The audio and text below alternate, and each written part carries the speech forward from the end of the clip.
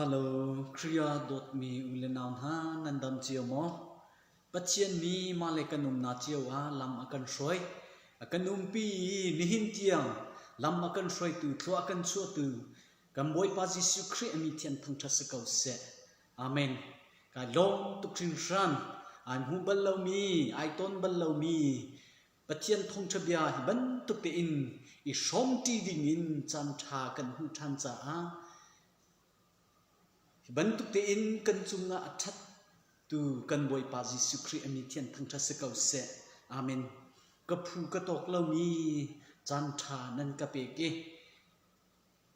bentuk te in to rel tu le tlang tla tu yang te nan chunga lom na tam pi ka ngai ti mi hlaya chim ding ka ngai lo se kai lo tu khin san boy pa tu ni nan rian tuan na ki pa in pin ha se lo athlachwana tam pi he lam in shroin ha se ti mikha masa bika simta ka du mi se lom na bia tam pi ka nei chim ding ka ngai simhan se lo online chung si mali chan chiu kan nei cha zai khom sia cha chiang lai ka lu chol ko lai namma tu ni arwazia hum ka thiam pia ko lo ti mikha masa chem ma nol ta kan du min ha se ni na kai chim mi cha chiang hi Johan Dalthum chang thei ruk na selai chuti chun pathian ni valai hi adop thring san cha afa pa ngai chun te kha ape chu cha ama azum mi pau chu an thi lai lo zung zang na an ngai lai cha chiang kan rel mi chunga boi pa ni tharin kan cha thua kan chua pyak ram ko se amen se thong chabia lấy cần lana biam hai chỉ lom palte chimta kadu mi chu nihina lai mi cha chiang kan zot ning le kan zum ning le kan ni lak ning he kan lung atling shim lo cha lom palte biam hai chi chimta kadu mi se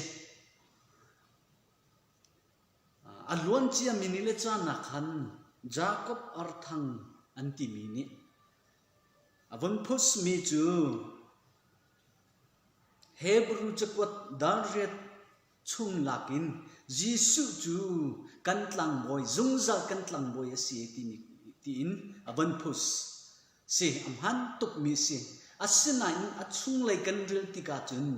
zaitin thla phi achuak ti mi kan zau si a chun Jisu kha tlang boy rian long kha akhin adang zaitin kha Jisu hi asiri ti mi kong kau kha achin phiam ti lo chu cha chim ka du mi chu cha chiang kan zau ti ka hin hun ki pa kan zau lai o thi ban tukin en thi zong bi chakwat pol chakwat ti ban tuk bi ban tukin gospel ti mi zong kha ummi ni na chim ka du mi chu Jisu kha zungzal kan tlang boy asi ti mi aslo ka ti du na aslo asko asna in kan thei ding mi a ri mi chu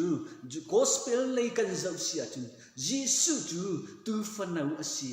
ti ban tuk te na ri chu long sil ha Jisu chu tu khal tha si ti ban tuk zong kan hu ri mi si chu cha chim ka du mi chu Jisu kong kaw kan hri fial tika tlang boy rian kha atwan ti mi zong kha kan hri fial lai tu fanau rian zong kha tlang boy ha ni rai thoi na chung an han mi tu fanau asi ti zong kha kan phil lo ok se chu long sil ha tu khal tha asi ti mi zong kha kan phil lo ok se chu cha chim ka du mi chu ni hena Jisu kong kan chim tika làm bối riêng lòng căn khi này bắt chiên phật pa thì mi phật pa sư câu thì mi riêng lòng căn khi này đăng căn khi thì lâu xia chứ mà ha chắc chiang căn zoom mình này căn bom mình hi bạc balong ai chẳng ai chú cha chim cái đu mi chứ lại mi chắc chiang hi phơi tukin căn này là căn zoom mi hi kan cha kham na lam akan hu sak tu asi kan ti ko lai na in adom na tak a chun kan tu mi kha kan ma du na lai kan mer chian ideal ning ti in asako ti mi foi tukin kan ni laksual la chun kham na lam kan hu sak tu asimi kha kan ma cha umji anai lo ni cha chiang ni la ai chang lai chu cha hi ni hin na kai ma kai chi mi zong he long palte chu kom happy tlain shi fia ka du mi ha ka du mi si chu ve ban tu kin ta chun na ka si hi dam na shrang na answer ni si ko na in si po hi kan zot na ki pa hin dam na cha si ta chun na ka chun klik na si chu luf kan fak leo a kan din si a chun kan dam lan arong chu chun klik na si chu chun klik leo a ding kha answer cha si sitam pi ko dam na cha si asin na i si po kha kan ma dam na cha din ok thalo kan zot na zom ti a khan ma le ai kai mi kan din long a khan kan ma cha dam na ti ai chang chu ve ban tu kin cha chiang hi tam pi ideal e ma le hum ha te le a chim du na zom ti a khan tha tin kan thei chiang hu long a khan kan ma cha kham na lam a kan hu sak tu cha chiang ai chang ni na chu ve ban tu kin ni na cha chiang kai chim ni he ruwa ti ding in chim ka du mi chu ni na pa chian ni va lei a do cha fa pa ngai chun te akan pe a fa pa ngai chun te kha a pe a ti ka a fa pa adan ti a khan chun ro ngai chang hi kong he pe tlai mi tam pi ni a fa pa chian fa pa si ko hi te a fa pa pe akan pe chu ti mi tam pi ni ideal ning ti in zoom ding a si ko ti in pa le a fa pa kha ten peng se kan zoom na sham pi kha thup ding kan ro ti la ta chun na ka kai mani fa pa ngai zaitin thagan thu kan dir zaitin thakan nung tu ning si ka fa len ha chu zaitin han na an ngan deu kho lo in chung khar dang tin an chu han po chu kan no ti in a liu ni an si chu ve ban tu kin ni hin na kan ruang ha ding mi chu adya ti in kan zoom si a chun a fa pa kha se lo vana va se lo zaitin thla sham an rak i tho lai zaitin thla an thut dir lai a hoda ngan diu lai a hoda an he diu lai makharu a hal chang ni si let kan ma pentecost khrifa bu zoom na kha chu bu rikos trinity zoom na shampi kan zau si a chun an pathum ti in vana anum lai ti se trinity mi cheu khat ni vana pathian pathum mu chu ane tin la mi cheu khat chu ane tin trinity ve bian si ko nai le chim ka du mi chu an shampi kan zau si a chun hi pathum pi hi go equal go eternal go existent anum ti an hun ti a hol heng he le ngan diu anum lo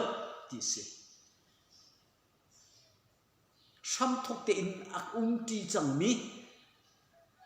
pakhat hasa pakhat hu deu ti zong lo chik voi khata arak ti mi khasi sel voi khata vuk arak mi khasi adang zana adang athai na adang athai zana ti khan thaidan chuam hasa lo khanum la le chim ka du mi chu pum ron ai khat mi sao zong ai khat mi phim thiam na zong ai khat mi hal na ai khat ding mi a hin a hau thai hi pa chem pa sang a dir lai a hau thai fa pa sang a dir lai sham thuk te en zaitin thlan rak thu dir lai trinity zoom na khatani shom si a chun ai khat di mi an si ma a chun a fa pa ka pa ti cha a fa pa ngai ko we a pa anai ko we kan ti peng mi chu kan zoom na sang pi le kan bible itlai ning le kan shil ning kan hur kan a chu ning khai ai kai le tak mi si chu cha chim ka du mi chu ni hina pathian fapa afapa ngai chunte gospel pali chu ngai pathian fapa ti mi le minung fapa son of God ti mi le son of man ti mi an khazong kharot o a how de mi si Jesus pakhat se kau na in son of man ti mi le son of God pathian fapa ti mi le minung fapa ti mi hi chu atoina kin kan chin si achun minung fapa chu nu shin asibe cha nu ni shin ni asicha minung fapa ti au khosi van chung ni an shin ni sela minung ni meri nu meri ni ashin ni si cha minung fapa ti au ni si asia achun pathian fapa te ka zau nu meri ni ashin kau na in minung chi ai til lo cha minung taksa chi in tel in shin ni se lo cha pathian fapa ti au ni si le chu cha chim ka du mi chu ni hina minung fapa ti mi le pathian fapa ti mi zong hi kan thei dan ok si kan thei ok si zairo nga tha fapa ti mi au ho chan arak si ti mi hi bible kan zum si achun tha te in kan thlat thlai I kan zum na shampi hi zai din da asi ti mi zong ka kan thei fiang I ma in kan ni lak long long nga khan hi cha thiang hi kan ma cha o zia nei mi cha thiang sila boy pa min thang tha se kau se amen chu cha chim ka du ni chu foi tuk in ka pa ati cha apa kau ti mi ban tuk le afa pa ngai chun te akan pek ti ati cha afa pa sim kau ti mi in the beginning sham thoka van level ai ser raksi hana zaitin tha an rak lai ti mi kan zum na sham pi le oti ni pathian kong lam arak fi fiang ning kha kan mani that in kan thlat thlai ha sai kan thei fiang long long hi gospel si se chakot viang ti si se kan ni laksu si achun zia nei cha thiang ai chang chu cha ni na hi pathian fapa ti mi kong kau he pet lain ka ring de fang le kan zau si achun mono ki ne ti mi tin ideally ma chu zaitin kha an shi fial ti mi kan zau si achun only begotten this only born one this pakhat arak mi kha pathian ni adang pi fa afa pa dang pi kha kan pe ti silaun pathian pakhat arak si mi kha Immanuel pathian hu kholo mi pathian kha minung si nakin ahung ilak tika chu Johan dal khat chang thei kan zau sia chu the word become flesh bia kha minung taksakin ahung la tisi le chimdu mi chu hu kholo mi pathian pakhat kha sing arak si tika ma sing ni pek ni kha ama in arak minung sang cha ha cha pek arak si ni kha kan mani chaul han ding mi ilak ding mi minung ha cha khan pek kan sitika pathian ni afapa ngai chun te akan pe fa pa ti au chon ho chan mi kha sing arak si cha kan au ho fa pa ti au ho chan mi si sing raksi se lo fa pa ti hi bia phang hi lan au chi chan na hin pathian fa pa ti mi shim lo aruang chu sing araksi lo cha se ta chun na ka adam le ivi chu sing mi an se lo cha minung fa pa ti kan au ko an ma chu ser ni se chu cha ama chu pathian pi kha se ko na in minung pum sa in ahung ilak tika sing araksi ya kha pathian fa pa minung fa pa tin au ho chan kha araksi chu cha ni hina pathian dang pi ava khasilo amani sing araksi na ruang khan pathian fa pa ti au mo chan arak si ti ni kha hi be phang kan thei rim ding si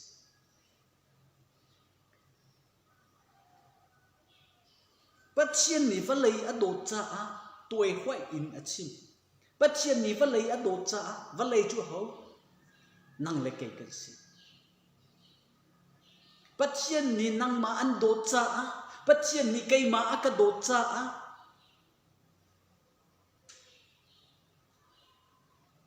akan do cha a kham akan du tlan akan du na dot mi na fa le na nu pi le kha an chi ding si selo va zot na selo zaitin than la na dot mi na fa le na chu an chi ding khana siang la lo ti chung an tla ding khana siang la lo thing kung chung an tla ding khana siang la lo hling ni achun ding khana siang la lo an thur hom ding khana siang la lo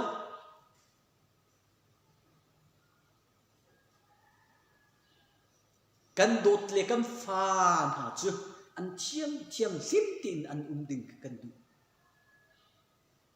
ni hina pathian ni zaida kan du thiam lim tin ding akan du kham akan du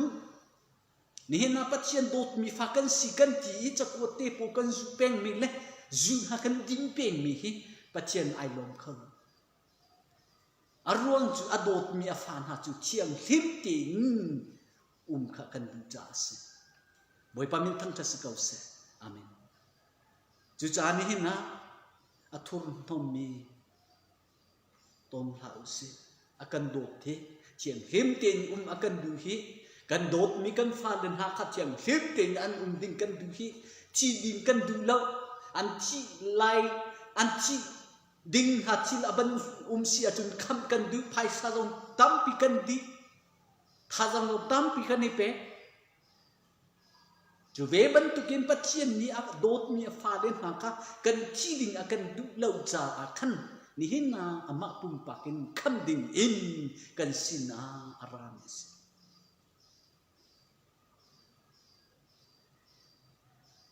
ama zum mi pau chu an thi lai lo we ama kan zum si achun kan thi lai lo boi pa min thang thas kau se kan zum lo si achun kan thi lai tin ase ni nam ni tam pi chu phaisa tam pi ka ngai si achun kai mun la ti kan ru suam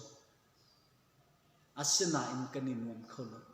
kan ne bau chan mi hi pathian tu khan si ki lo in kan zum mi hi pathian si lo in hi Jesu Christ hi si lo in kan zum mi hi kan pa le kan ule kan naw le phaisa kan ru na kan zum na yang ti hi phaisa la di simhan selo ama azum mi pau chu kham an selai zum zal na an hu lai zum na in chau han ding se he velai chi la hin bible cham tin ha na khoi pa kha zum tukla phaisa kha zum tukla an tlan kho lai la zum zal kham na an kalpi kho lai la kan nu la kan pa rong ni kham na kan kalpi kho lai lo asna in kan ni bau chan ni kan zum mi kan pathian sin long a hin kan zum mi kan ni bau chan ni ma long a hin he velai a chikhate kan nun liu en thangam na kan hu lai zum zal nun na tiang akan phak pi lai ti ni kha hi cha thiam ilakin nan za isina tlom palte chim ka du isi boi pani kan zang picha